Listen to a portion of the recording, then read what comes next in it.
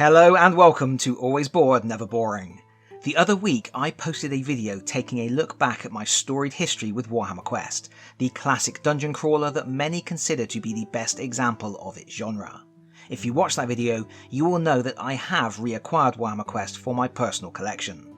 I found a copy that looked in reasonable condition and I gambled £120 on it.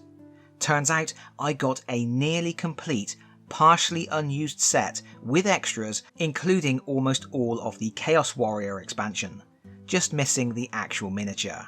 Damn it.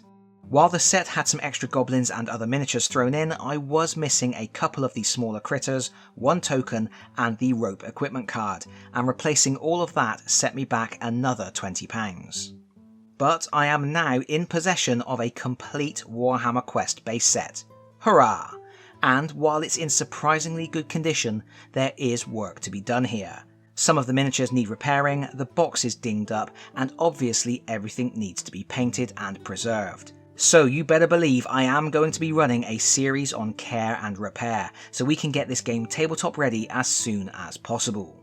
I know what you're thinking. What about Space Crusade? I was supposed to be painting that. Yeah, I know. I have benched that project temporarily, partly because I wanted to deal with Warhammer Quest in 2025, which is the game's 30th anniversary, but mainly because I am working on an extended review for Space Crusade, so I didn't want my set half painted while I was doing that. As a result, today we start the Warhammer Quest restoration project, and I thought it was worth doing one of my quick unboxing and inventory videos. The idea here is I will run through everything you should get in the box, listing any common faults. So if you are shopping online for your own copy, you will have a better idea of what to look out for. Hopefully some of you will find this useful. And I do apologise in advance if this video ends up being a little drier than my normal content. But once we've done this, we can get to the fun stuff. First things first, I should mention the box. Games Workshop boxes from this era were, frankly, awful.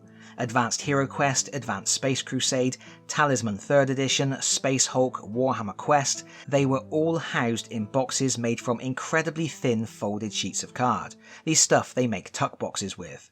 As a result, finding boxes in really good condition is fairly uncommon. As a minimum, expect some dishing on the lid where heavier items have been stacked on top.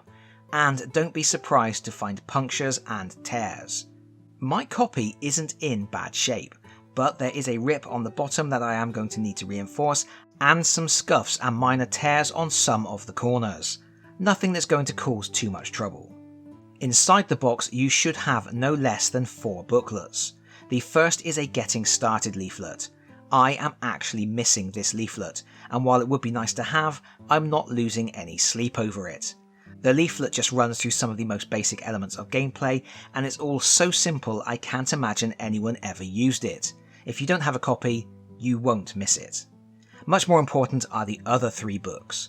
We have the rules book weighing in at 32 pages, the adventure book which is 16 pages and also includes blank cards and character sheets that you can photocopy, and then there is the massive 192 page role-playing book. All 3 of these books are essential. You can certainly play the game without the role-playing book, but you won't want to. That's the book that really expands the experience, introducing a games master, linked campaigns, hundreds of new monsters, the Troll Slayer character, and a pre-generated campaign to get started with. That's where the real game is.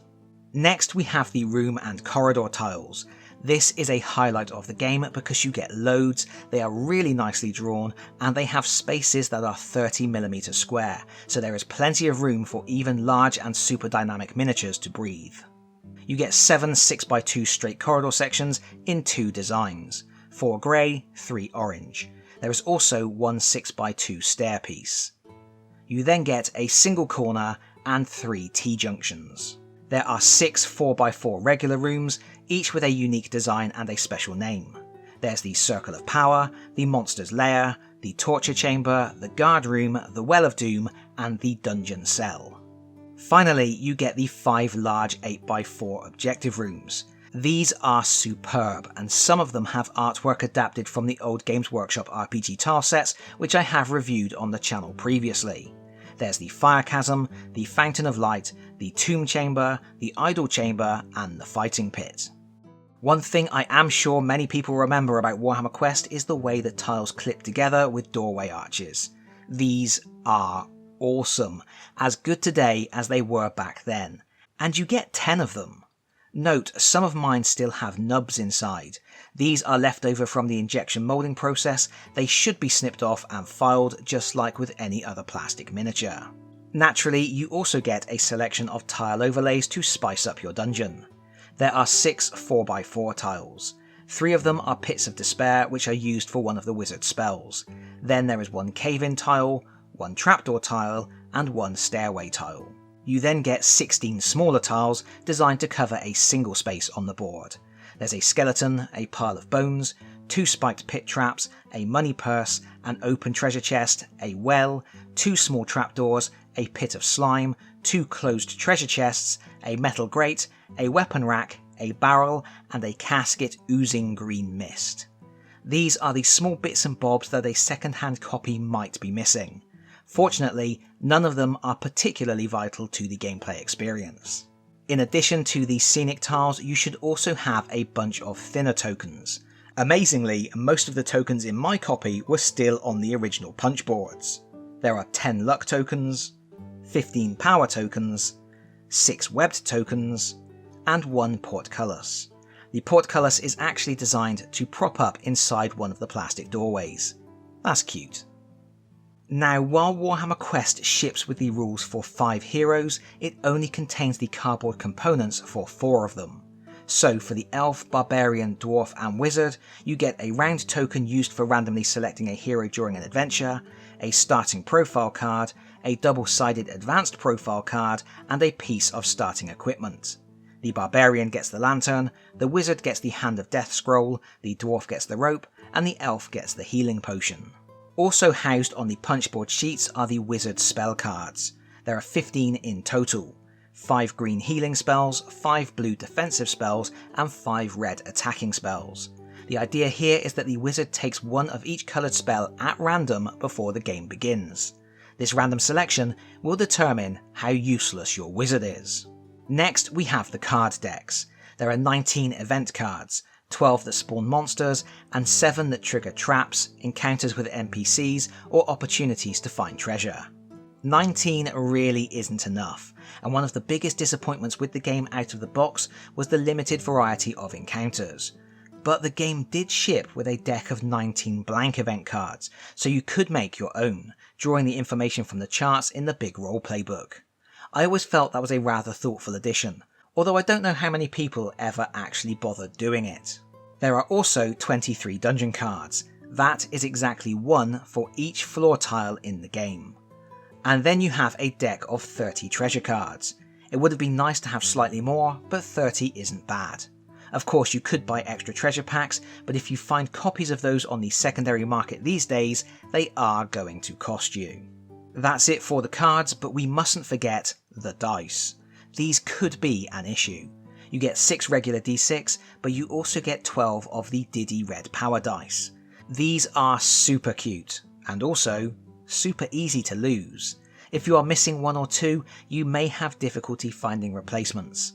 Fortunately, they are only used for tracking, and you could use something else instead, like a tracking dial or any other dice you might have handy. The final thing to note before we get to the miniatures is the character pad. Even in a well-played copy, you should have a few original sheets left. If you do, I wouldn't use them. You can photocopy them or print them off from online, but preserve the originals. They're a piece of history. And that only leaves the miniatures. So many miniatures. Now I am going to be doing a completely separate video on miniatures, repairing them, cleaning them, basing them and reviewing them, sharing what I like and don't like about each design. So for now, let's just run through the inventory. Remember, even though the game has rules for a troll slayer, you don't get any components for that particular character, so there are only 4 hero miniatures: Wizard, Barbarian, Dwarf and Elf. They are all supposed to stand on 20mm square bases. I have seen multiple instances of the Elf and Barbarian having broken swords. They are usually sheared at the hilt. Next we have the 12 orcs. 6 orc warriors and 6 archers. designed to stand on 25mm square bases. The warriors have separate shields. If the ones in your copy have been glued on, you may be able to remove them, but it's probably best not to force it. If you are stripping old paint jobs, the shields sometimes separate in a Dettol bath anyway.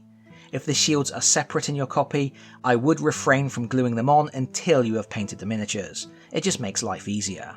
Then there are 12 goblins, 6 with spears and separate shields, and 6 with bows. These go on 20mm square bases. And then we have 12 of my favourites, Skaven. They also go on 20mm square bases. They have separate shields too. None of the remaining miniatures fit into slaughter bases. They all have their own integrated bases or no bases at all. There are 12 giant spiders with no bases. There are 12 giant rats with integrated bases. You may get 1 or 2 with broken tails. I think that's called character. Just add a farmer's wife NPC to your adventure somewhere. You also get 12 giant bats on stands with integrated bases. These miniatures have a really weak point where the body meets the flight stand, so watch out for that. There are 12 little snotlings, again with integrated bases. And finally, the big boys, 3 minotaurs, or minotaurs. There are 2 designs. You should get 1 with an axe and 2 with clubs. And that's it. But really, what more do you want? That's a whopping 91 miniatures. 101 miniatures if you want to count the doors. And with that, we have come to the end of this inventory video. Hopefully, it will be of some use to you if you have found an old copy of Warhammer Quest in the attic, or you are looking at copies on eBay. And if it wasn't helpful, sorry about that, but do stick around, there is plenty more Warhammer Quest to come. And as always, if you like the video, please consider pressing the like button. If you really like the video, please consider subscribing if you don't already do so, and hopefully, I'll see you all again very soon. Bye bye everyone. Bye bye.